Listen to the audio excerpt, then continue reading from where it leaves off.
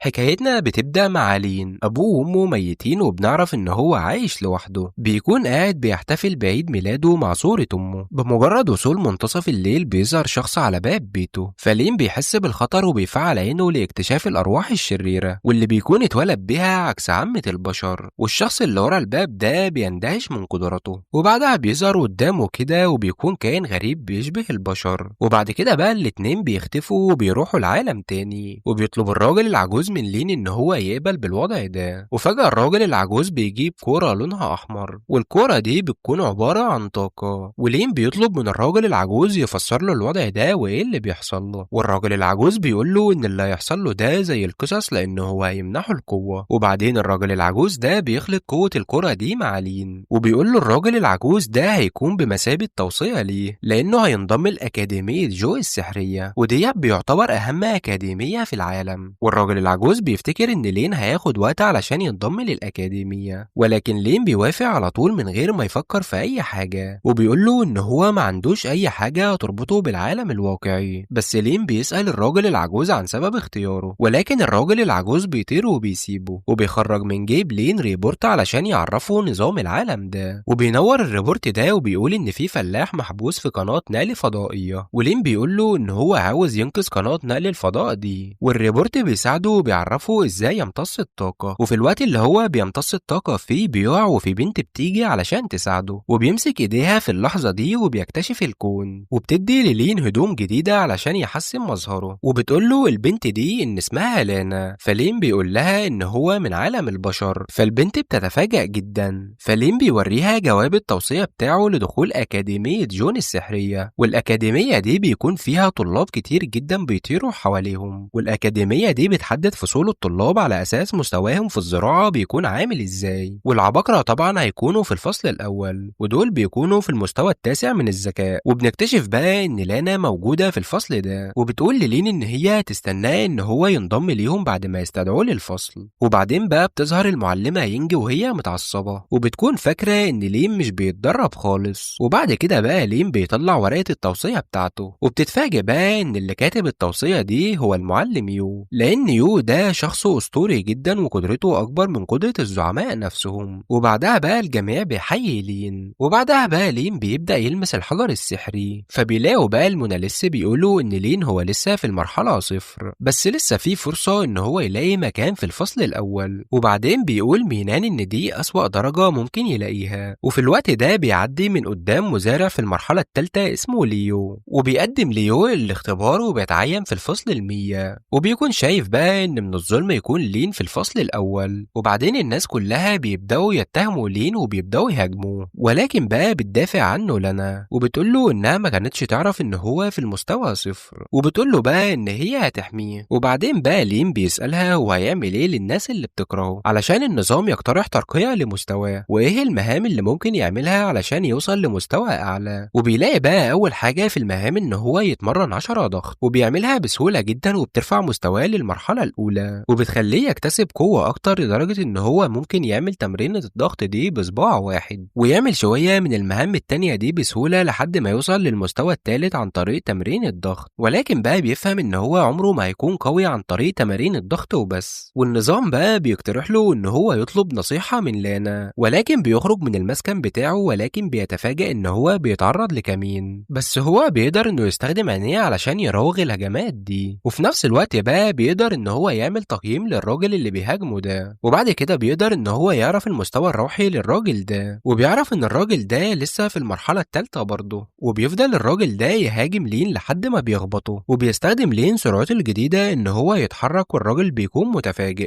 بيكون متفاجئ لانه هو مش عارف يحدد النظام ان هو يصد هجوم الراجل ده، وبيسحب تعويذة بس النظام بيحذره لانه هو مش هيعرف يهاجمه ولا يهرب منه، وبيقترح عليه النظام ان هو يستخدم البوابة، بس الخطوة دي بقى هتكون فيها خطورة كبيرة. بس لين بقى بيتفاجئ ان لانا جت تساعده، وبيكون العدو بقى بيهاجم لانا، بس لين بيكون بقى اتخبط جامد، وبتقترح لانا بقى ان هو يروح المستشفى. وبتتفاجئ بقى ان لين على وشك ان هو يدخل في المرحلة الرابعة، وبتقول للين ان هي دخلت الأكاديمية دي علشان تاخد القوة وتساعد الناس التانية، وبتقول للين ان هي متأكدة ان هو هيكون قوي جدا في المستقبل، بس بقى لحد ما يجي اليوم ده هي هتحميه. بس لين بقى بيقعد وبيفتكر الهجوم اللي اتعرض له، وبيعتقد بقى ان يانج هتحقق في الحادثة دي، بس بيتفاجأ بقى ان يانج بتهنيه وبتقول له ان المدرسة كلها بقت عدوة ليه. بس لين بيتفاجأ ان المدرب بتاعهم عبارة عن شجرة اسمها لين، وبيكون شكله شجرة لان الشكل ده هو اللي شبه الزراعة. وبتقول له لانا ان في شخص تاني عنده ورقة توصية، وبتقول له ان الشخص ده موجود في مستوى الرعاية الروحية. وبتدخل واحدة اسمها سم من البوابة، وبيستخدم لين عينه علشان يعرف مستواها، ولين مش بيقدر ان هو يعمل كده لان مستواها بيكون عالي جدا. وبيكون المعلم بيشرح لهم في الفصل اثر الزراعة، وبيقول لهم المعلم يركزوا معاه، بس في الاخر بينهي الفصل وبيتفاجأ لين بده. وبيستغل لين الفرصة وبيستخدم عينه علشان يشوف مستوى الطلاب، وبيكتشف بقى لين ان الطلاب كلهم متحوطين بطاقة، وبيقول لين ان هو هيحصل على الطاقة دي في الفصل التاني. وبيكون الفصل ده هو فصل فن المبارزة، وبيكون الفصل ده بيقدم لهم السيف نفسه على اساس ان هو مدربهم. وبيبدأ الفصل بان المدرب بتاعهم بيبدأ يبعت لهم طاقة، بس الطاقة دي لين مش بيستخدمها، وعلشان كده لين مش هيقدر يحس بأي حاجة. وفي الفصل اللي بعده بيشوف لين كرة نارية، وبيعرف بقى ان الكرة دي هتكون معلمهم، بس ما عندوش اي فكرة ان الكرة دي بتتكلم عن ايه. وبعدين بقى بتقوم يانج بمعلم الفصل الاخلاقي، وبتعين لين كممثل للفصل، وبتدي الطلاب كلهم موبايل وبتطلب منهم ان هم يلعبوا بيه، وبيبداوا الطلاب كلهم انهم ينفذوا المهمة دي. بس لين بقى بيكون متوتر وبيسأل يانغ عن سبب انهم يعملوا كده، فبتقول للين ان هو يبطل شكوى. فلين بيبدأ يحزن لان هو فعلا عاوز يتعلم، فبيدخل عليهم واحد اسمه مينانا وبيرحب بالناس كلها، وده هيكون ممثل فصل علم الاعداد وبيعطي ليهم كلهم نظرة. فلين بيفرح جدا لانه بيكون حاسس ان الفصل ده هيكون مناسب ليه، فبيقول لهم مينانا ان هم يروحوا يناموا ويكتبوا كل اللي هيحلموا بيه. في الوقت ده بقى بيحس لين ان هو عاوز ينام، بس قبل ما ينام بيقول له من جان ان هو عنده حمام دم بعد ما يصحى من النوم. وبعد ما بينام لين بيصحى وبيلاقي لانا بتنادي عليه، وبياخد باله بقى ان هم في نص فصل السحر، وبيكون عاوز ليندا ان هي تتعارك مع تشان، بس لانا بتوقفه وبتغير الهجمات بمهارة نارية، بس بيقدر بقى ان هو يصدها بكل سهولة. وبتحاول لانا انها تضغط عليه لكنها مش بتقدر، وبيكون تشانغ بيطلب منها ان هي تستسلم، بس لانا بتكون رافضة وبتحاول انها تهاجمه. وبيستخدم لين عينه ان هو يعرف نقطة ضعف تشانغ، وبالفعل لين بيقدر يكتشف نقطة ضعف تشانغ. وفي الوقت ده لانا بتحاول انها تهزم تشانغ لكنها مش بتقدر، وبيدخل لين باستخدام البوابة، وده بيخلي الناس كلها في حالة صدمة، وبيفتكروا ان لين مات، بس بيتفاجئوا ان هو لسه عايش. وبيستخدم عينه في ان هو يطلق انفجار طاقة ناحية تشينغ، بس لين بقى مش بيتأذي خالص ولا بيحصل له اي حاجة. وفي الوقت ده لين بيدخل المرحلة الرابعة، وبيتفاجأ كل اللي موجودين لان لين قدر يعدي المستوى الرابع بالسرعة دي. النظام بيقول له على المهام اللي هو لازم يعملها علشان يوصل للمستوى الاعلى، واللي بيكون محتاج لطاقة استيعاب علشان ان هو يعترف بالهزيمة. وشين بيقرب منهم وبيقول ان لين ولانا عندهم امكانيات كبيرة جدا، علشان كده هو مستعد يساعدهم، وبيطلب لين احضار الروح. بس لانا بتتفاجأ انها بتسمع ده، وبتفتكر ان هو عايز فلوس لان احجار الروح دي عبارة عن عملة العالم. وبيحس لين بالاحراج، ولكن تشين بيديله مبلغ بقيمة 5000 روح تسونز، وبيسأل تشين لين ان هو اذا كان متحمس للعسكرية ولا لا، ولين بيرد عليه وبيقول له ان هو متحمس جدا. وبنعرف ان في بينهم حاجات مشتركة، علشان كده دعاه ان هو يشوف افلام للحرب. ولانا بتقرب منهم وبتقول ان هم اشخاص طيبين، وبتطلب من لين ان هو يذاكر معاها دروس للاخلاق، وبيقول لها في اي وقت انت محتاجة مساعدة دوري عليا. وبنعرف بقى ان في معركة سنوية بتحصل كل سنة ولازم كلهم يشاركوا فيها، وبيطلب النظام من التلاميذ كلها انهم يشتركوا فيها. والنظام بيصدر مهمة تانية وبيقول ان لين لازم يكون افضل من 50 شخص علشان يقدر ان هو يحصل على سلاح، وبيحذره ان هو لو ما قدرش يعمل كده هيتحول لبنت. ولين بيحلم ان هو بيتحول لبنت، وبيصحى من النوم مفزوع، وان هو لازم يكون اقوى وما يخسرش في المهمة دي. وبيبدأ يمتص لين الاحجار الروحية بتاعته، وبيقدر من خلالها ان هو يوصل للمستوى السابع. وبيقول له النظام ان هو بقى قوي جدا وبقى يعرف يضرب بشكل سريع جدا. وبيطلب لين من النظام ان هو يقول له معلومات عن الحرب دي، فبيظهر له خريطة وبيقول له ان المعركة دي بتكون كبيرة جدا، وبتضم 50,000 طالب، ومنطقة التدريب بتاعتهم بتقل تدريجيا لحد ما بتوصل لمدرب واحد. وبسبب قدرته الحالية رتبته دلوقتي من بره بتوصل ل 150,000، وبيخاف جدا لان بيكون فاضل شهر واحد على الحرب دي. والنظام بيقول له ان الناس كلها بتكرهه علشان كده كلهم هيطردوه، وبيعتقد بقى ان هو هيفشل في المهمة دي، وعشان كده بيسأل صحابه انهم ممكن يقبلوه لو اتحول لبنت.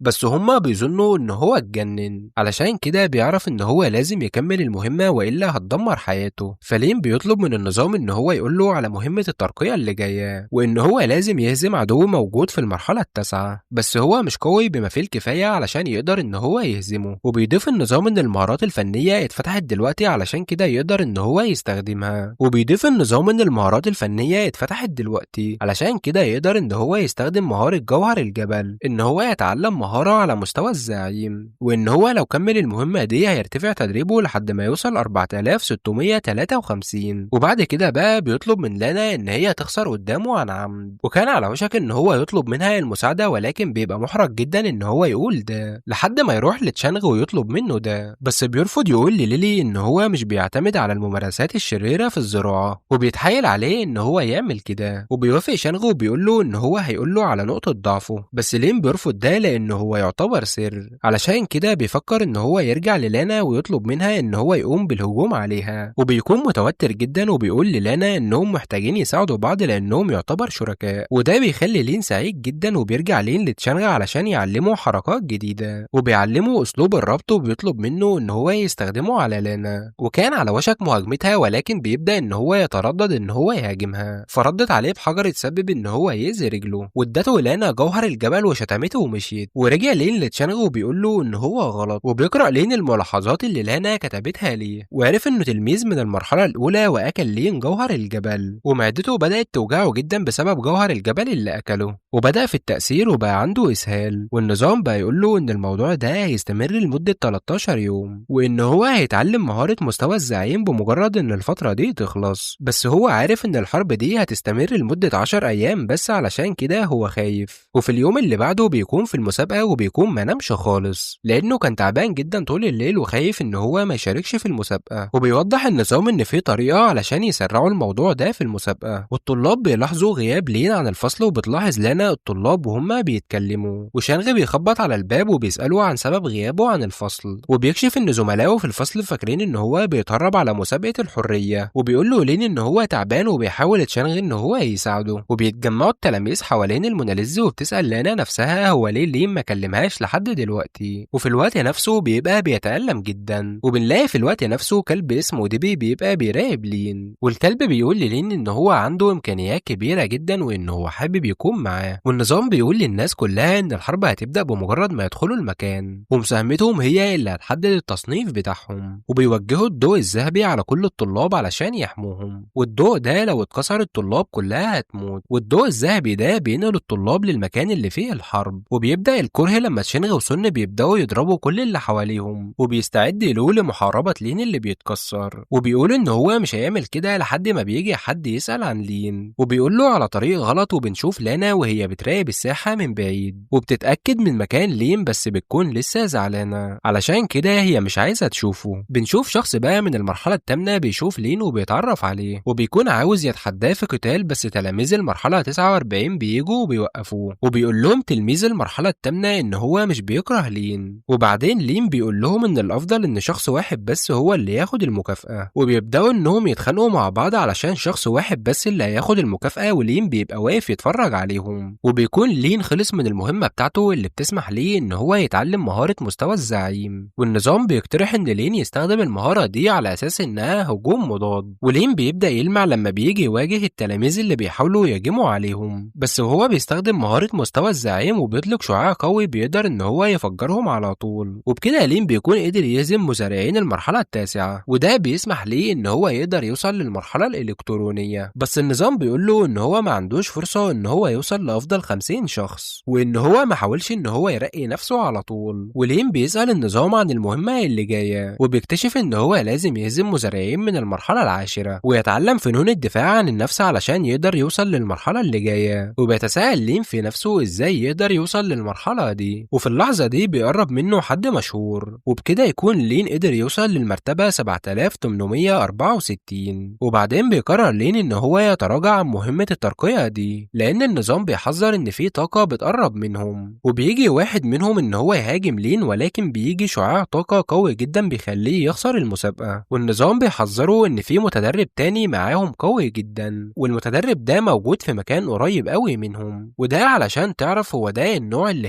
هي عايزاه ولا لا، علشان تجاوب على 20 سؤال في 10 دقايق. وبيوافق لين ان هو يلعب وبيقعدوا مع بعض وبيجاوب لين على اسئلتها. ولكن بقى هي بتسأله عن الاشخاص اللي موجودين في الاكاديمية، وبتسأله على مين اجمل، لانا ولا سو، ولكن بتوصفه ان هو خاين لان لانا صاحبته. بس لين نفى الكلام ده وبيقول لها ان لانا شايفاه ان هو شخص غبي، وبتحقق في الكلام ده وبتعرف ان هو بيقول الحقيقة، علشان كده بتتضايق. وعشان كده بننتقل للسؤال اللي بعده، وهي بتقول له انا احلى ولا لانا. ولين بيتضايق جدا وبيقول لها ان هي بتضيع وقت. وكوين بتسأله السؤال الاخير، وهي بتسأله اذا كان هو عاوز يكون عادي بس يكون سعيد. وبيجاوب لين على السؤال وبيقول ان هو عاوز يكون شخص عادي يساعد البشر، وان هو يملك اعظم القوة. وبتعجب لين باجابته وبترحب بيه في النادي بتاعها، وبتقول له انهم محتاجين يلعبوا علشان المسابقة تخلص. فالنظام بيحذره ان هو مش هيقدر يوصل لافضل 50 شخص. فلين بيوافق على كلام كوين وبينضم ليها، وبيسأل نفسه ازاي يوصل لقمة بلاك روك وتسجيله الفكرة وياخد مكنسة. وبيقول لها ان هو عارف مكان جميل جدا يقدروا يلعبوا فيه، وبيقول لها على مكان بلاك روك. في مكان تاني لانا بتقابل ديبي وبيحذرها ان في تلاميذ بيحاولوا انهم يوصلوا لين علشان ياخدوا الباونتي. وبيقول لها ان لين كان تعبان جدا وعنده اسهال، وبتعرف بقى ان ده السبب وراء ان لين ما كانش بيكلمها الفترة اللي فاتت. وبنرجع بقى تاني للين وكوين اللي بيقدروا يوصلوا لقمة بلاك، بس ده هياخد 24 ساعة علشان العملية تكتمل. والنظام بيقترح نصب عملية كمين لكوين أول ما العملية تخلص. وفي الوقت ده بيلاقوا مدرب غريب على قمة بلاك روك، وبيسأل كوين على الشخص اللي معاها، والشخص ده بيقدم نفسه على إنه تشين، وبيقول إن هو كان مستني لين وبعدين بيختفي فجأة. ولين بيسأل كوين عن الشخص ده وبتقول له إنها ما شافتوش وممكن يكون بيهلوس. ولين وكوين بيلعبوا لعبة مع بعض، ولين بيفوز، بس كوين بتلعب في برنامج اللعبة وبتقلب النتيجة العكس، ولين بتكون هي اللي فازت عليه في ماتش العودة. وكوين كانت بتحلم إنها تأسس شركة ألعاب في عالم البشر، وقالت إن لين ممكن يكون مديرها. وبيوافقها لين، بس النظام بيقول له إن العملية خلاص هتكتمل في خلال 5 دقايق. وبيكتشف بقى إن مزاجه الحلو ده خلى العملية تكون أسرع. ولين وكوين بيقعدوا مع بعض وبيشوفوا الشمس وهي بتغرب، وبتقول له إن الناس بيطلعوا عليها اسم العبقرية، وبتقول له إن الناس مش بيشوفوها كشخص وبيستخدموها كأداة للزراعة. وبيقترح عليها لين إن هي تغير العالم، وكوين بيعجبها جدا الفكرة دي، بس هي بتفتكر إن هو ممكن يكون بيكذب عليها، وده من خلال قدرتها على كشف الكذب. وقالت له إن هو ما كانش صادق معاها من ساعة ما وصلوا للقمة، ولكن هي عرفت في الآخر إن هو مش بيكذب عليها. وبيقول لها إن هو هيهاجمها لأن النظام نصحه إن هو يهاجمها، وبيحرك الطاقة من جسمه وبالفعل بيهاجمها وبيزقها لين، وبيوقعها على الأرض. وبتقوم كوين وبتعمل هجمة مضادة وبتخليه يقع على رجله، وبتسأله أنت ليه هاجمتني؟ وبيقول لها إن دي مجرد حاسة، وبتصدقه كوين. وبيقول لها لين عن نظام زعيم الحرب وبيستخدمه علشان يبقى قوي، وهي بتزعل علشان هو بيقول الحقيقة وإنها هجمته من غير سبب، وبتقول له إن هو يكذب عليها. وبيقول لها على الجوهرة وبيحذرها إنها هيجيلها إسهال لو هي كلت منها، بس في الآخر بتاكل منها وبتبدأ معدتها تتعب. وبيقترح عليها إن هو يديها طاقة الأرض وده هيساعدها إنها تهضم الجوهرة. وبيكون لين على وشك إن هو يمشي، ولكن كوين بتوقفه وبتقول إن المتدربين على مستوى الرعاية الروحية ما بيقدروش إنهم يأذوه. ولين بيطير من قمة بلاك روك زي ما بيقول له النظام. والمعركة اللي عشان الحاوية بتنتهي خلال 47 ساعة، وترتيبه في الوقت ده بيكون 7864. بس هو بيعتقد إن الشخص ده هيبقى قدامه فرصة كبيرة إن هو يوصل لأعلى 50 شخص، لأن المعركة لسه ما خلصتش. وفجأة بيتعرض لين للهجوم، ولين بيشوف الشخص اللي هو اسمه لينغ وبيكون أفضل شخص في المدرسة كلها، وبيبدأ لين إن هو يدخل قصاده في معركة. وبيسحب لين جهاز التعقب وبيشوف لانا فين علشان بيفتكر إنها ممكن تكون في خطر. في مشهد تاني بنشوف مجموعة من تلاميذ وايز تولوا على ديبي، وواحد منهم بيخليه يوقع عقد حيوان أليف، وبتوصل لانا علشان تنقذه، ولكن بيغفلوها وبياخدوا منها السلاح. وبيطلب منها إنها تبعد عن لين، علشان كده بتفتكر إن لين أقوى منه، وإن وي مش عاوز يدخل معاه في حرب. وبيبدأ وينغ يسعق كل اللي موجودين كلهم بالكهرباء، وبيقدر وينغ إن هو يقضي على الآلاف من المتدربين في لحظات. وبنشوف تشين واقف على صخرة وبيوقف البرق قبل ما يضربه، وبيعتقد إن الوقت جه علشان تحميهم عصابة لين من راس البرق. وبينهار النظام وبيقول للين إن باقي 32 مشترك في الغابة، علشان كده هو ليه فرصة صغيرة جدا إن هو يوصل لأفضل 50 مشترك، وفاضل إحنا وتلميذين كمان لسه عايشين. وبيستعد لين لمواجهتهم وبيبصله باستحقار علشان هو لسه في المرحلة الثامنة، وبيقدر وبيقدر لين إن هو يهزمهم بسهولة جدا، علشان كده بيبقى متوتر وبيكون لين على وشك إن هو ينهي على أوي. بس لانا بتقوله إحنا حكينا إن في مكافأة على راسه، علشان كده هو محتاج يخلينا نعاني، وبيسألني على شرح الدوافع بتاعته. وكان على وشك إن هو يشرح، ولكن لين بيفاجئه بضربة وبيتفاجأ إن في تلاميذ تانية وراه وبيطلعهم بسرعة. وبكده لين بيكون كمل مهمته في الترقية، وبيعتذر للانا وبيقول لها على اللي حصل وبيتصالحوا أخيرا. بس هوانغ بيفضل ينادي على تشين وبيهدده إن هو هيدمر الغابة لو ما ظهرش، وهوانغ بيستعد علشان يدمر الغابة. وبكده لين بيقدر إن هو يكمل مهمته ويقدر إن هو يوصل للمرحلة التاسعة. وبيستعد هوانغ علشان يدمر الغابة، ولكن بتيجي سو وبتوقفه، وبتكون بالنسبة له إنها شبه الزعيم. وراحت شانغ ربط ينغ بالسلاسل لما انضم لسو، واتحدوا مع بعض في قتال. بس ينغ بيقول إنهم مش هيقدروا يهزموه، وبيقدر إن هو يكسر السلسلة اللي مربوطة على دراعه، وبيقدر إن هو يصد هجمات سو بسهولة جدا. وبيطلب تشانغ مساعدة الناس كلها علشان يقدر يكمل الأسلوب بتاعه، وبيطلب منهم قوتهم الروحية علشان يقدر إن هو يهزم وين. وبياخد القوة الروحية من التلاميذ، وبيقول إن هو هيحتاج مساعدة أكتر لما بيعرف إن في تلاميذ تانية. وبياخد القوة من التلاميذ وبيقول إن هو هيحتاج مساعدة أكتر لما بيعرف إن في تلاميذ تانية ما شاركوش معاه. ويانغ بيضحك عليه وبيفتكر إن خطته هتفشل. ويانغ بيكسر القيود وبتهجم عليه سو، بس هو بيقدر إنه يتغلب عليها، وبيحاول يطلب منها إن هو يخرج بس هي بترفض. وبيستمر يانغ بالهجوم على باقي المشتركين في المسابقة، وبيكون لين على وشك إن هو يتعرض لضربة من البرق. بس تشين بيوقف الضربة دي بصباعه، وبيقول إن هو عايز يمشي، بس لين يتقن الحركة دي وبعدين بيختفي. بعد كده النظام بيقول للين إن مفاضلش غير 5 مشتركين بس، وبيعتقد لين إن هو خلاص كده اتحكم عليه بالفشل، وإن هو لازم يهزم ناس أكتر من المشتركين علشان يوصل لمستوى أعلى، وإن روس ممكن يكمل المهمة لو قدر إن هو يهزم ينغ. ولين بيعرف إن دي حاجة صعبة جدا، بس هو مش عاوز يتحول لبنت،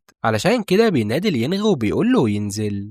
ولين بيطلع لانا بره المسابقة وبيطلب منها إنها تستناه بره، وبيقرب ينغ ومنغ وبيسأل عن الدليل، وبيقول له لين إن هو يمشي وما يرجعش تاني علشان هيبقى مهووس، وبيتحداه لين إنهم يتقاتلوا. بس بيضحك عليه وبيطلب البرق علشان يضربه، وبيحذر النظام لين من إخوان إن ممكن يطلع. بس لين بيكون عارف إن دي هتكون فرصته الأخيرة، علشان كده بيقرر إن هو يقابل ديبي، وبيطلع قدام علشان بيبقى عاوز إن هو يتفادى لين. بس بيقول لديبي إنهم ممكن يقضوا وقت مع بعض المرة اللي جاية، وبيستبعد ديبي من المسابقة، وبيخاف ينغي إن لين ممكن يموت من جان. وقال له إن لين على وشك إن هو يدخل مستوى جديد من القوة، وقال إنهم ما ينفعش يقاتلوا بعض. وبيطلع ينغي من السماء عن طريق البرق وبينادي على تنين ضخم، وبيحاول لين إن هو يوقفه بمهارة مستوى الزعيم، وبيغمض عينه وبينزل على التنين في اللحظة اللي بيقول له النظام عليها، وبيشاور بصباعه وبيطلع شعاع قوي من الضوء وبينور المكان كله، وبيطلع للسماء والناس كلها بتشوفه، والناس كلها بتفتكر إن وانغ اتهزم، والناس بتفضل تمدح في لين. بس بعد المعركة دي لين بيفضل في غيبوبة لمدة 10 أيام، وده لأن لين استخدم كل طاقته. بس لين بيخف بسرعة جدا، والناس بتشوف إن هو أقوى شخص، والنظام بيهنيه إن هو كمل المهمة، وبيقول له إن هو فتح التقنية القديرة بس ما عندوش أي فكرة إزاي بيستخدمها، وبيدوله حاجات من الأكاديمية كمكافأة ليه. بعد شهر بيقولوا للناس إن الملك الزعيم هرب لأن العالم الفاني انكسر، وعشان كده هيحتاجوا إنهم يبعتوا تلاميذ مجتهدين ليهم كرسل علشان يراقبوا العالم الروحي. وبيكون يانج زعلان ومتضايق علشان لين خد مكانه، وعشان كان هو عايز دايما إن هو يباك كرسول. ووالده بيلومه إن هو خسر قدام لين وبيعتبره فاشل، وبعدها بيقول لوالده إن المفروض إن هو يستخدم نفوذه علشان يرجعه تاني مكانه. وبيضحك عليه إخواته وبينادوا تنين البرق، وده بيسبب سقوط يانغ على رجله، وبيفكروا إن في فجوة زمنية كبيرة بين قوته وقوة لين. وبنعرف إن لين وتشانغ ولانا بقى هما الراصلين، وبنعرف بقى إن لين عنده قوة كويسة علشان كده عينوا لين قائد ليهم. ولين بيوعدهم إن هما هيكملوا المهمة بنجاح. وبيجي ديبي وبيديله ورقة وبيكون عبارة عن خطاب هيقوله للجمهور، ولين بيقول لهم إن هو هيشتري حاجات من العالم الفاني، وبيوضح إن هو مش هيعمل كده علشان يكسب فلوس، لكن علشان يكسب صداقات جديدة. والناس كلها بتفضل تهتف باسمه لأنهم عاوزين يشتروا حاجات من العالم الفاني. وبدأت كوين إنها تبدأ الرياضة الإلكترونية، ولين بيقول لهم إنهم بيقبلوا مجندين جداد. وبنشوف الناس كلها بتبقى سعيدة بعد ما بتسمع الخبر ده. وتاني يوم بيجتمع التلاميذ في سكن لين، واللي بيكون عايزين يشتروا حاجات من عالم البشر. وبعدين كوين بتظهر لهم طريقة ألعاب الفيديو الخاصة بيها، ويانغ بيكون قلقان جدا لأن طريقة شغلهم بقت كويسة، وبيفتكر المحادثة اللي كانت بينه وهو ووينغ. بتكشف إن يوان قال لزعيم الطائفة على حسابات مينيون، وإن الرحلة للعالم الفاني هتكون خطيرة جدا، وممكن انهم يموتوا، وممكن الوضع ده يكون خطير جدا. وبيقول النظام للين ان هو فتح تقنية بكاء الطفل علشان هو خلى عدوه يبكي دلوقتي. عشان كده بيتساءل لين هو مين اللي بيبكي، وبتيجي كوين وبتقول له ان النادي بتاعهم بيسجل فيه عدد من الناس، وبيقول لها لين ان ده بسبب اسلوبه في التسويق. وبتشوفهم لانا وبتغير لما كوين بتديله خاتم التصوير الخاص بيها، وبتقول له ان العميل الخاص بيقرب فجأة من لين، وبيتخض جدا لما بيعرف ان العميل دايما بيقول اخبار وحشة، وبيقول له ان هو هنا علشان يقول له خبر وحش. وعلشان كده لين بيهرب وبيطلب من صحابه انهم يجهزوا حاجتهم. بس لانا بتسأل ميون هو عاوز يقول للين ايه، فبيقول لها ان رحلتهم هتكون مليانة بالخطر والموت، وبيقول لها ان مفيش حاجة هيقدروا يعملوها، وهم حاليا على وشك ان هم يبدأوا الرحلة بتاعتهم. وبيفتح تشانك بوابة للعالم، وفجأة بيظهر حاجات لونها غامق، والحاجات الغامقة دي بتمسك لين، بس لانا بتتمسك بيه لما بيجي يسحبه من البوابة، وبيقدر ان هو يدخل من البوابة قبل ما تتقفل. وبتحاول لانا انها تصحي لين، بس الخيوط الغامقة دي بتكون حواليها، واللي هي بتتسبب انها يغمى عليها. والنظام بيحذر لين ان حياته في خطر، وعلشان كده بيصحى لين وبيكتشف ان هو على وشك السقوط. والنظام بيقول له ان هم على مستوى ارتفاع 3 كيلو على مستوى سطح البحر، بس النظام ما بيقولوش ان المفروض يعمل ايه. وعشان كده هو بيلف جسمهم بطاقة الارض، وبيمشوا من خلال وردة غريبة جدا وبتتدمر، وبيوصلوا وبيخبطوا بالارض بقوة كبيرة جدا، وبيكونوا لسه عايشين. وبتقوم لانا وبيكون لسه تعبان، وبيلاقيهم اتشنغى عن طريق استخدام سحره، وبيشفي لين. وفجأة بيجي شخص وبيطلب منهم المساعدة. صحابه بيشاوروا له على راسه، فبياخد منهم المراية وبيشوف الوردة على دماغه، والوردة بتختفي فجأة. وفجأة بتظهر سفينة كبيرة جدا في السماء، وبنشوف بنت على السفينة دي اسمها لينغ، والبنت دي بتقول انها شافت الرسل وانها طلبت منهم انهم يطلعوا معاها على السفينة، وبتاخدهم على مكان معين. ولما بيوصلوا للمكان ده بيقدم لين نفسه على اساس ان هو قائد المجموعة. ولينغ بتسأل ايه اللي بيحصل، وبتتريق على العالم الروحي علشان بيخلي تلميذ من المرحلة التاسعة قائد ليهم. ولانا بتسحب سفة وبتسأل لينغ هي عايزة منهم ايه، وبتستعد للقتال علشان تنشط مهاراتها. وبتكتشف انها من المرحلة العاشرة وكانوا على وشك انهم يتخانقوا، بس بيقعوا فجأة لما بيلاقوا حد لقط صورة ليهم، وبيقول لهم ان هو استولى على ارواحهم، وقال ان هو هيبعت الصورة دي للينغ. وبيقول للانا انهم لازم يحافظوا على صداقتهم مع العالم الفاني، وعلشان كده بتعتذر لانا عن سلوكها، وبيسيبوا السفينة وبيطلب منهم لينغ انهم يمشوا وراه، وهو هياخدهم لمديرينها. وبيروحوا للمديرين وبيقول لهم ان الرسل وصلوا، وبتقدم واحدة نفسها على انها رئيسة التحالف، وتعرفت بسرعة على لين لانها كانت بتشوف اعلان الزراعة بتاعته. وبتعرف لانا ان رؤساء لينغ كلهم على مستوى الرعاية الروحية، وبتكشف ليهم ان هم يتجمعوا علشان مهمة قتالية. ولين بيعتقد انهم هيقبضوا على سيد الزعماء، وبيكشف شماس التحالف ان سيد الزعماء اللي اسمه شون اتقتل اصلا، وقال انهم عاوزين بس انهم يتعاملوا مع تلاميذ عبادة الزعماء، وقال ان التحالف مش محتاج مساعدتهم. وبيفتح بوابة وبيقول لتشينغ ان هم لسه ما اختبروهمش، وان المفروض هم يبقوا صحاب. وبنعرف ان هو طلب مساعدات كذا مرة قبل كده من الميني، بس هو ما بعتلوش مساعدات، وعشان كده هم كان لازم يتعاملوا مع الخطر بنفسهم. وبيقول شون انهم خيبوا ظنه لانهم اضعف الرسل اللي شافهم في حياته قبل كده. في الوقت ده بيرن جرس الخطر، وتتعرض المؤسسة للهجوم من محاربين عشيرة الدم. ويو بتتفاجأ انها سمعت ده لانها سمعت ان محالفين عشيرة الدم اتحالفوا مع الزعماء، وبتكون مجموعة لين محتاجة المساعدة، بس هي بتزعل منهم، وبتقول ان مهمتهم الوحيدة انهم يطاردوها علشان يرجعوا للعالم، بس هما بيرفضوا انهم يمشوا. علشان كده بيهاجموهم بشعاع مليان طاقة، بس تشينغي بيستخدم الحاجز بتاعه علشان يحميهم، وبيهدد شو ان هو هيقتلهم لو هما ما مشيوش. لكن تشينغي بيتحداه وبيقول ان هو لازم يقبل مساعدتهم لو هو فاز. والنظام بينصح لين ان هو يحل محل تشانغ، وعشان كده لين بيطلب من شين ان هو يقتله بدل تشانغ، وبيقبل شو وبيبدأ الهجوم، وبيستخدم مهارة المية وبيغطي لين نفسه بمهارة الارض. وبتظهر لينغ وراه فجأة وبتقول ان هو ملوش الحق ان هو يتحدى ابوها، وبتطرده بعيد وبتستمر في ضربه. وبيطلب منها شو انها تتخلى عن نفسها بوصفها للعبقرية، ولكن لينغ بتتمكن انها تتمسك بيه وبتستخدم مهاراتها، وده بيسمح لها انها تتحرر. وبنوصل بالاحداث لحد ما بيحصل انفجارات كبيرة بسببها، بس لين بيستخدم البوابة بتاعته علشان يمتص القوة بتاعتها. تتراجع وبترمي كرة الطاقة، بس لين بيبدأ يمتصها من خلال البوابة، وبيستخدم لينغ شحن الطاقة في شو، وبيحرك طاقة مهاراته في مستوى الزعيم، وبيحاول شو في الدفاع بس لين بيستخدم مهاراته في العياط، وبيفتكر شو اللحظة اللي ساب فيها مراته، وبيبقى لين على وشك ان هو يضربه، لكن يو بيمتص كل طاقته وبيقول انهم شاطرين جدا، وبتعترف يوان بقوة لين اللي مش طبيعية، وبتطلب منه ان هو يصد هجومها الروحي، وبتحاوطه بطاقة سحرية، لكن لين بيمنع انها تعترف بالهزيمة، وعشان كده لين بيهجم عليها ولكن بيغمى عليه لما بتدخل منطقة تأثير المهارات، وبيمسك لينغ وبيستخدم تقنيته اللي بتكون قوية جدا، وبيظهر عمود من الضوء وبيتفاجأ الجميع لرؤيتهم ده، وبنعرف بقى ان دي اسمها التقنية القديرة واللي بتخلي رغباتهم مطلقة في العالم، وبينزل ببطء للأرض زي شو، وبيعرف شو ان عالم الزراعة واسع، وبتسأله يو اذا كان الهجوم ده وهمي، وبيقول لها ان دي حاجة بسيطة من اللي عندي، فبتعترف ليه بالهزيمة، وبتقبل مساعدتهم، وبيرن جرس الانذار مرة تانية، فبيفتحوا بوابة تانية وبيطلب منهم لين ولينغ ان هم يتعايشوا، وبيرميهم جوه البوابة دي وبيروحوا لمنطقة بعيدة، والنظام بيقول للين ان هو يستخدم عينيه الروحية بشكل حلو جدا علشان يتمكن ان هو يشوف كل حاجة وصلوا ليها في قرية الاشباح، ولين بيشرح لهم ان مهمتهم هي التحقيق مع العدو لحد ما يتمكنوا للوصول لاجراءات مضادة، ولين بيحذرهم ان الغيوم اللي قدامهم دي سامة، ولين بيستخدم مهارة لمسح المنطقة، وبيكشف النظام ان طاقة الارض دي ممكن انها تشيل الغيوم دي اللي بتكون سامة، وممكن العيون انها تشوف من خلال الغيوم، ولين بيكتشف ان في عدوين قويين جدا قريبين منهم، وعشان كده بيتبلغ ده للمقر الرئيسي وبيطلب مساعدات، وفعلا المقر الرئيسي بيوصل له الخطاب ده، وبيفكروا انهم يرسلوا مساعدات وهي بتكون عبارة عن تلموذين لمساعدة لين، بس شو بيكون مش عايز يرسل حاجة لان ده يعطل انتشار المعركة، بس لانا وتشانغ بيكونوا قلقانين عليه جدا، علشان كده بيتحايلوا عليهم ان هم يروحوا لين، وبنرجع بقى لين اللي بيكون فيه 4 اعداء بيقربوا منهم، وبينشروا الغيوم السامة، بس لين بيزق لينغ لورا، وبيقول ان هو عاوز يتأكد من العدو الاول، وبيحوط نفسه بطاقة، وبعد لحظات صغيرة بيرجع وبيقول لها يلا نهرب، وبيطلب منها تليفونها لانه بيكتشف ان اعدائهم على مستوى الرعاية، وعلشان كده بيحتاجوا للمساعدة، وبتسمع لينغ الناس اللي كانوا جايين يهاجموهم بيعيطوا، وبتعرف ان لين اتكلم معاهم لما دخل الغيوم، وبيظنوا ان هو كان بيتريق عليهم علشان كده هجموا عليه، بس هو استخدم مهاراته في العياط علشان يمنعهم انهم يرجعوا للمقر الرئيسي، وبنرجع بقى للمقر الرئيسي واللي فيه بيرفض شو ان هو يبعت لنا وتشينغ بحجة ان مستوياتهم مش عالية بما فيه الكفاية، ويو بيأمر تلميذين تانيين ان هم يروحوا يساعدوهم، وبيكونوا على وشك ان هم يمشوا، بس لنا بتعترض وبتكون هي اللي عايزة تروح، فشو بيأمر التلاميذ ان هم يهاجموها، فبيطلع واحد منهم شعاع من الطاقة، وبتقدر لنا ان هي تدافع عن نفسها، ودخل شانغ القتال واستخدم اسلوب القتال، وبيوعدوا انهم هينجحوا في قرية الاشباح، وقال شانغ انهم ياخدوا راسه لو فشلوا انهم يدخلوا البوابة، وشو بيستلم تقارير من منطقة تانية بتكشف ان هم محاطين باعداء مجهولين المستوى، وبيشوفوا صورة ست اسمها كورو، واللي بيقدر شو ان هو يعرفها ان اسمها تهديد، وبيديله رسالة سريعة في العالم وبيأمرهم انهم لازم يهزموا كورو، وبيكون واحد منهم على وشك ان هو يدخل البوابة بس بيقف فجأة، وبيسحبوه بعيد، وبيكتشفوا بعد كده ان وشه مليان بالطاقة المظلمة، وشو بيحاول ان هو يهاجم البوابة ولكن الطاقة المظلمة بتطلع منها، والطاقة المظلمة بتطلع من البوابة وبتتغلب عليه وبتهزمهم كلهم، وبتتغطى المنطقة كلها بالطاقة المظلمة، وبتدخل كورو وبتقول انهم عندهم 10 تضحيات بشرية وممكن انها تستخدم واحدة منهم من القدرات، وكورو بتمتص طاقتها وبتقول انها هتاخد الهدف الرئيسي من الحفلة، وبتنضم ليها اصدقاء لين مكان الحرب، وما بيقدروش ان هم يوصلوا للقاعدة بتاعتهم، فلانغ بتعرف ان في حاجة حصلت وبتقول ان الوضع خارج السيطرة، وبتسأل نفسها هو ايه اللي لازم نعمله، وبتطلب من الناس كلها انها تتراجع، وبتقول ان هم لازم كلهم يرجعوا بس مع مساعدات، بس لانا بتقول لهم ان هم ما فقدوش القاعدة بتاعتهم وان لسه في معركة، وبيعتقد شان ان هم ممكن يقدروا يقلبوا الترابيزة، وبيقول ان ده صعب جدا، وبيتفاجئ لما بيجي مصاص دماء ليه، بس لينك بتبعد عنه وبتستخدم مهاراتها قبل ما بتسيبه يمشي، ولما بيقع بيهاجموا مصاصين دماء تانيين لحد ما بيغمى عليه، وبيحاول شان ان هو يساعده ولكن في مصاص دماء بيمنعه وبيزقه لورا، وعلشان كده بيستخدم اسلوب الربط الخاص بيه، وبيلف مصاصين الدماء بالاربطه وبالسلاسل وبيديهم ضربه قويه، وبنرجع للين اللي لسه بيقع وهو بيهاجمه 2 من مصاصين الدماء، وبيمنعوا تشانغ ان هو يوصل للين، وبيبقى على وشك ان هو يضرب لين، وعلشان كده بتجري لانا علشان تنقذه، وبيستخدم الزعيم تعويذه البرق اللي بتخليهم كلهم يقعوا على الارض، وبيبقى على وشك ان هو يخلص عليهم كلهم، وبيستخدم الحاجز بتاعه علشان علشان يبعدهم عنه. ولانا بتفوق وبتهرب عند لين، بس بيكون في مصاص دماء بيحاول ان هو يعترض طريقها عن طريق ان هو بيستخدم هجوم علشان يمنعها ان هي تستولى على لين، وبيبقى على استعداد ان هو يقطع رقبته، لكن لين بيستخدم اسلوبه القدير علشان يعطل الاعداء، وده اللي بيتسبب في تشتيت انتباههم، واصحابه بيستغلوا الفرصه دي علشان يطلعوها ويرجعوا ليه مره تانية. بس بيكون في شرخ كبير بيظهر من ورا لين، وبتطلع منه خيوط وبتسحب لين داخل الشرخ ده، وبيستعد كورو للحفله وهو بيمد ايده ناحيه كوره مليانه بطاقه مظلمه. وبعدين بنشوف لين والنظام بيصحيه وبيقول له ان هو في ازمه كبيره جدا، عشان كده النظام بيقترح عليه ان هو يستخدم الخاتم اللي اديته له كوين قبل كده، وبينصحه النظام ان هو يركز كل افكاره في مكان القتال، وبيطلب منه النظام ان هو يصرخ، ولين بيعمل كده فعلا وبيحاول ان هو يتبع كل التعليمات، وده بيتسبب ان كرة الطاقة بتتوحم بشكل كبير جدا. وبعدين لين بيشوف واحدة بتمسك في ايده، وبعدين بيتقفل الشرخ، والشرخ ده بيتقفل وبتكون لانا ما قدرتش انها تدخل، وبيكون في مصاص دماء على وشك ان هو يعضها، بس شانغ بيساعدها وبينقذها، ولانا بتشوف شرخ ورا وعشان كده بتستخدم مهاراتها وقدراتها وهي بتضغط عليها، وكانت على وشك انها تضرب كورو، ولكن في اللحظة دي بتنفجر الكرة، وبتكون دي صدمة قوية جدا ليها، وفجأة بيظهر عمود من النور، وبنشوف كوين ماسكة لين، وفجأة بيظهر مصاصين الدماء في لحظة، وبتبعت اصحاب لين للشرخ، وبيقرب منهم كورو وبيعرف ان خاتم لين عنصر عظيم، وبيسمح للشخص اللي بيلبسه ان هو يسافر عن طريق الفضاء، وبتتعرف كوين على كورو وبنعرف ان هو عالي لمستوى عظيم، وعشان كده هي بتسأل كوين هي بتعمل ايه في العالم ده، وكورو بتفتح شرخ تاني وبتحاول انها تهاجم كوين، بس الوردة بتصرخ وبتطلب منها ان هي تلتزم وبتحرق ايديها، وده اللي بيجبرها ان هي تتراجع وما تهاجمش كوين. وبعدين بتختفي الزهرة فجأة وبتبان كوين ورا كورو وبتقطع الأجنحة بتاعتها وبتطير بعيد، وبترجع كوين لأصحابها بس بتشيل كورو الأجنحة بتاعتها، وده عن طريق مسمار بتسد الطاقة اللي هي استولت عليها، وبتضرب الأرض وده بيظهر سيف عظيم، وكورو بتكشف ازاي هي وصل لها الأمر وإنها تروح للعالم ده، بس ازاي هي بتستخدم أسلحة، وبتبدأ كورو تقرب منهم، والنظام بيقول للين إن هما ممكن يحطموا القوانين وممكن حتى إن هو يدمر النظام، وبتوجه كورو النظام بتاعها على لين وبتواجهه وبتضرب إيده، وبتتسبب في انهيار لين، وبيحاول أصحابه إنهم ينقذوه، بس في قوة مجهولة بتاخد القوة بتاعتهم دي، وبيطير قرص الكورو، وبنكتشف إن هو سلاح تاني، وبيقوم كورو بتنشيطه، وده بيعمل تشكيل ضخم جدا، وبتقول لهم إن التشكيل ده هيدمر العالم كله لما ينفجر، ولينا بتسألها هو إيه السبب إن أنت تعملي كده،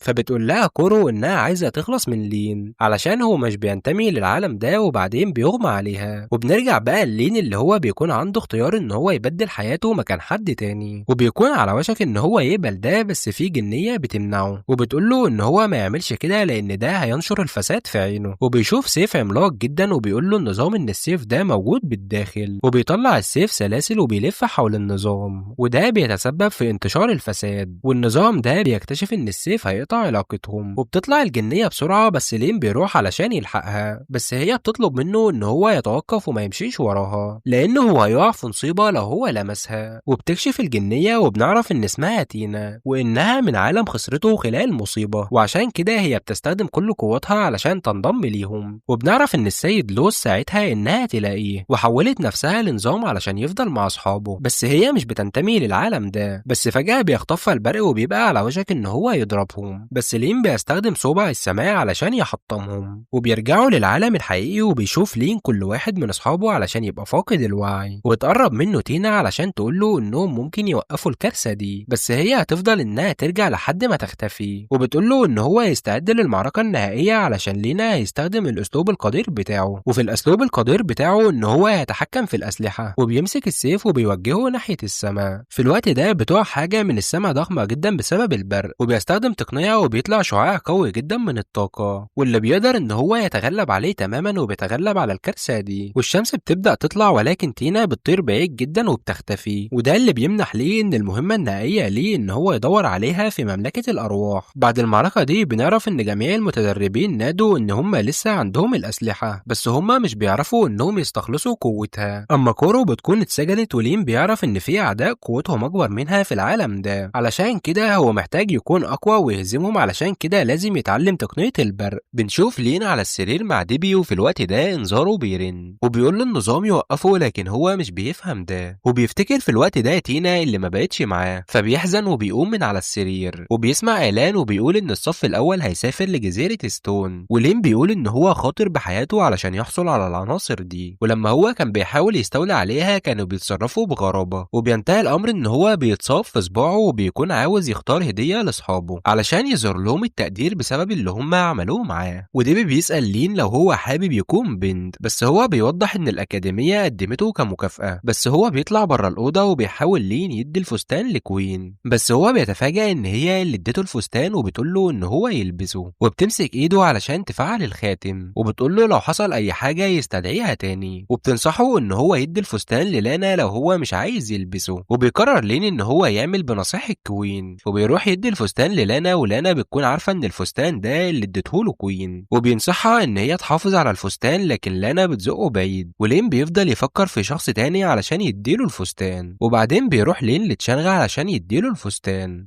وتشانغ بيبص له بشكل محرج، ولين بيتحرج وبيرجع لبيته، وبيبص لين للمراية وبيقول إن الفستان هيكون شكله غريب جدا عليه، بس لين بيتفاجأ إن ديبي بيشوفه وبيقول له ديبي إن سره في أمان، وبتصحى الوردة اللي على دماغ لين وبتوريهم شكل لين بالفستان، فلين بيحس بالإحراج وبيقول إن هو مش عايز يلبس الفستان، وبيفكر إزاي يديه لانا، ولو بتقول إن هو لازم يكون صادق لما يجي يدي الفستان ده لحد تاني، وفعلا بيعمل بنصيحتها وبيروح للانا وبيقول لها إن هي أول صاحبة ليه، وإن هو عاوز يظهر تقديره ليها من خلال إن هو يديها الفستان ده كهدية ليها. فلانا بتسأله هو الفستان ده ملعون ولا إيه؟ في الوقت ده بتظهر لها الزهرة خيال وهو شكل الفستان ده، فلانا بتاخد الفستان لأن هيكون قلة ذوق منها إنها ترفض الفستان ده، ولين بيطلب منها إنها تلبس الفستان ده، وفجأة بيحيط بيها طاقة مظلمة ولين بيحس بالقلق عليها، بس هي بتقول له إنها على وشك إنها تحقق اختراق زي الظلام، والطاقة دي بتتسبب إن هي بتختفي وتظهر، وده بيوصلها لمستوى الرعاية الروحية. ولانا بتعتبر إن الفستان ده عبارة عن فرصة علشان تحقق اختراق، علشان كده هي بتشكر لين إن هو اداها الفستان ده، وبيكون لين عاوز ياخد منها الفستان بس لانا بترفض. في الوقت ده بيعلن ريد إنهم على وشك يروحوا جزيرة ستون، علشان كده لازم إن التلاميذ كلهم يتجمعوا بسرعة في الساحة، وبيعرف لين إن هو ما حضرش أي حاجة، وبتظهر لانا وهي بتطير معاه في مكان بعيد جدا، وبيظهر مسمار وبيروح معاهم حوالين التلاميذ اللي بيكونوا متجمعين في الساحة، وبيكونوا على وشك إنهم يمشوا، وبيتحايل تشانغ على ينغ إن هو يستنى أصحابه، بس هي مش بتوافق وبتضطر إن هي تمشي من غيرهم، وبتبدأ السفينة إنها تمشي وهي بتشرح لهم إنهم هيراقبوا القرى في جزيرة ستون، وفجأة بيسمعوا الصف المية بيقولوا لين في الوقت اللي لانا بتطير بيه، وبيقول تشانغ للناس كلهم إنهم على وشك إن الناس كلهم يطيروا للفضاء، وبتطير لانا للسفينة بس بتطلع بسرعة كبيرة جدا، وبيكون واضح إنهم مش هيقدروا يوصلوا ليها، بس يونجي بيظهر فجأة وبيكتشف إزاي إنجازات لين حفزته إن هو يحقق اختراق، علشان كده هو عاوز يكافئ لين إن هو يطلقوا للسفينة، فبيحطهم في فقاعة البرق وبيرميهم للسفينة، وده بيسمح ليهم إنهم يلحقوا السفينة، وكانوا على وشك إن هم ينضموا لشركائهم. وبيفتكر محادثته مع منجان اللي قال لها إن مفيش حد يقدر يوقف الكارثة دي، بس بنعرف إن الإنسان وحده هو اللي ممكن يقدر يهزم ده، وبينصحها إنها تلاقي طريقة إنهم يوحدوا الطلاب وتخليهم يفوزوا، علشان كده بتحاول تلعب دور الشرير اللي بتقول إن السفينة هتتسارع بعد 10 ثواني علشان تمنع لين من الوصول ليهم، وبتبدأ في العد التنازلي. وفي الوقت ده بيفكر تشين إن هو يستخدم مهاراته علشان يعزز سرعة لين، وبيطلب من الطلاب التانيين إن هم ينضموا ليه ويدوله صلاحيتهم، وبيقدر إن هو يعمل نفع لأصحابه، بس هو بيبقى محتاج قوة أكبر علشان يوصل لهم، وبتستخدم سو سلاحها لتوسيع النفق، بس لما كانت على وشك إنها توصل لهم بدأت إنها تقع، فمسك فيها لين، وبنعرف إن مفيش قدامهم غير ثانيتين بس تشينج بيقول لها إنهم مش لازم يستسلموا. وفي اللحظة دي بيفتكر لين تقنية البرق الخاصة بيه اللي من خلالها بيقدر إن هو يتحكم في جميع أشكال البرق، وبيتمكن لين من استخدامها، وده اللي بيسمح لهم إنهم يوصلوا للسفينة، وفعلا بيقدروا إن هم يوصلوا للسفينة في الوقت المناسب، وبيحصل تسريع لإرسال الجميع للفضاء، ولين بيهني الناس كلها إن هو قدر يلحق بالسفينة في الوقت المناسب. وفي الوقت ده بيوصل تقرير لشين واللي بيفيد إن مهاجمة الجيش بتاعه مستعد لمهاجمة جزيرة ستون، وبيشرح ينج إن من 10,000 سنة كان بيدير أقوى حضارة، وبعدين اتدمر النجم الإرجواني وساب وراه قطعة أثرية مهمة جدا في الجزيرة دي، وبيحاولوا كلهم إنهم يدوروا عليه، علشان كده بيتشابك الزعماء مع البشر دايما لحد ما قامت الحرب الألفية، وبيكشف يانج إن التحالف هو اللي بدأ الحرب علشان يدوروا على القطعة الأثرية دي، بس هما بيكتشفوا إن هما مش هيقدروا يلاقوها، علشان كده بيستخدموا الحرب الحالية علشان يدافعوا عشيرة الوحوش. وبنعرف إن قامت 10 حروب واللي خسر فيها البشر 3 مرات، الانتصارات وإن هم خسروا علشان ما شاركوش فيها. وبنعرف إن لين عاوز يلاقي القطعة الأثرية دي علشان ينهي الحرب الألفية، وبيطلب من السماء إنها تساعده، ومديره بيقول له إن الصولجان هيقدر يقفل الجزيرة كلها وإن هو ممكن يصبح ملك للمساحة دي كلها. علشان كده بيبدأ إن هو يمسك الصولجان علشان يستفيد من قوته. ولما بتوصل السفينة للمدينة الحجرية اللي يعرفها شين بيكونوا الطلاب وصلوا، فبيأمر الوحوش إنهم يطلعوهم. في الوقت ده بيكون في حركات صغيرة للفراشة، وده اللي بيتسبب إن المية تحيط بيها، وبيشكل المية شاشة، وده لما بيجي تتفكك الفراشة علشان تكتشف الجرم السحري الصغير اللي بتكتشف إن الفراشة دي خدتها كهدية، وبتطلب من نفسها الأخرى إنها تركز على قوتها كلها. وبينور الجرم ده بشكل مشرق جدا وهي بتفكر في اللي شافته في الحادثة، وهي بتكتشف إن ليها الرؤية حوالين صولجان قوي جدا يقدر إن هو يوقف الجزيرة الحجرية اللي وقعت في الخراب. وبتعترف إن طاقتها التانية اندمجت مع الأرض، وبتنضم نفسها التانية إنها تشوف مستقبل الجزيرة. وفجأة حست إنها مش مرتاحة، وفي الوقت ده بيظهر شين على الشاشة، وبتلاحظ تاني إن المفروض تشين وزيكي يستعدوا لقتالهم. عشان كده هي بتسأل نفسها هم إيه اللي بيعملوه في الحجر، وبتبدأ الجزيرة تتساءل هم البشر هم اللي هيخسروا ولا لا. وبتقترح عليها نفسها الأخرى إنهم يبلغوا التحالف بده، وبتعرف إن هم مش هيصدقوا القصة دي. وفي الوقت ده بيشوفوا صورة واحدة وبتحس إنها مش مرتاحة، وبتختفي الشاشة وبتعرف نفسها إنها حارسة النجم الأرجواني اللي بتكشف إن مهمتها إنها استلمت الفراشة من الوصي. وكمان كانت بتقول إن مامتها كانت بتعيش بين النجم الأرجواني، وبتوضح إن أهل النجم الأرجواني بيزرعوا باستخدام العالم، وكانت أقوى من التحالف ونادت أمها علشان ما كانتش موجودة هناك، بس اللعنة أصابتها علشان كده حياتها خلصت ببطء. وكانوا بيتعاملوا على إنهم كائنات فضائية من التحالف، وخدتها والدتها للجزيرة الحجرية علشان يدوروا على إطلالة النجم الأرجواني. وواجهت الوصي اللي اداها الفرشة وقال لها إن هي عندها قدرة النجم الأرجواني، وبعدين اكتشفت إن الفرشة دي هي عبارة عن القطعة الأثرية اللي بيدور عليها كل الناس، وبتعتقد إن إطلالة النجم الأرجواني عندها قوة كبيرة جدا، علشان كده هي عايزة إنها تلاقيها. وبياخدوا لمحة تانية عن المستقبل، وبتفكر في استخدام قوة النجم الأرجواني علشان تتجاوز التحالف اللي بيستخدم قوة الصولجان في تحرك موجة غامضة من خلال الجزيرة، وبتديله القدرة على كل حاجة في المنطقة اللي هم عايزينها. وبنرجع بقى تاني للجزيرة الحجرية، وكلهم بيكونوا محتارين جدا لأن هم كانوا فاكرين إنهم هيراقبوا الحرب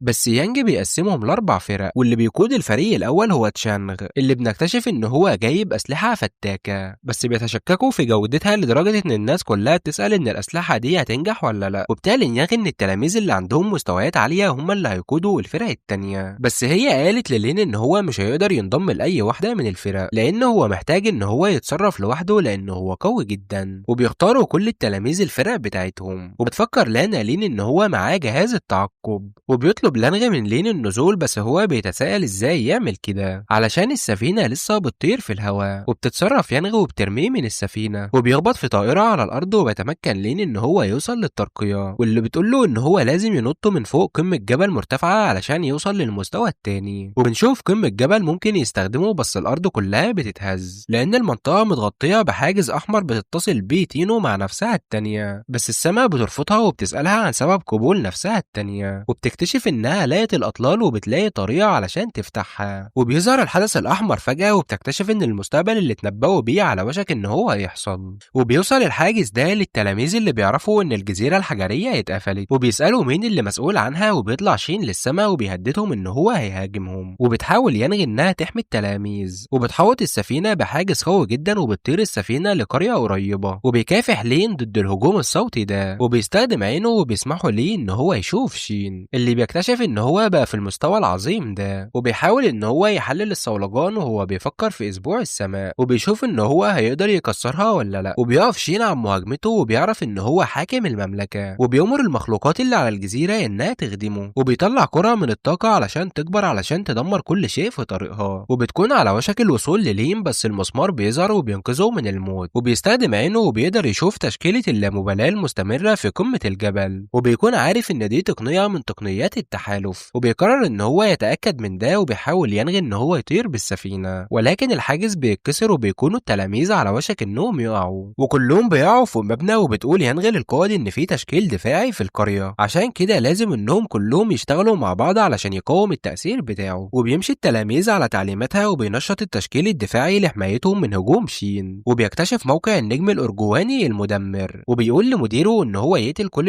مزارعين البشر، وبيستدعي الوحوش القادرة وبيهاجم واحد منهم لين، بس هو بيقدر إن هو يتمكن من المراوغة، وفي وسط ده بيوقع لين جهاز التعقب بتاعه، علشان كده بيحاول إن هو يستعيده تاني ولكن الوحش بيضربه، وبيجي عدد كبير من الوحوش وفي طريقهم للتلاميذ وبيهاجم الحارس بتاعهم، وبيكونوا على وشك إن هما يغلبوهم، ويانغي بتخاف إن الطلاب بتوعها يموتوا، علشان كده بتستخدم الهجوم علشان تبعد الوحوش عن الحاجز، بس ده بيتعبها جدا وبتقول للطلاب التانيين إنهم لازم يدافعوا معاها وما يسيبوهاش لوحدها، وبيبدأوا التلاميذ إن هما يدافعوا وبيطلقوا الأسلحة، وبيمسك لين بسلاحه وبيقول إن هما لازم يدافعوا لحد النهاية، وبيقرر جميع الطلاب إن هما ينضموا ليه، وفي الوقت ده بتكتشف تينا إن الجزيرة الحجرية مقفولة وإنهم فقدوا الاتصال، بس بتقول إنها عارفة إنها هتعمل إيه، وقالت إنها عندهم مفتاح الآثار، وفي الوقت ده بيظهر شين قدامهم وبيقول لهم إنهم لازم يدوله المفتاح ده، وفي الوقت ده بيقدر لين إن هو يرجع جهاز التعقب بتاعه وبيكمل في طريقه للجبل، وبيسأل نفسه هو إيه اللي هيشوفه هناك، وبكده بتكون خلصت حكايتنا، ومحدش ينسى يصلي على الرسول محمد صلى الله عليه وسلم، ومحدش ينسى يعمل لايك ويشترك في القناة علشان يوصل لكم كل جديد.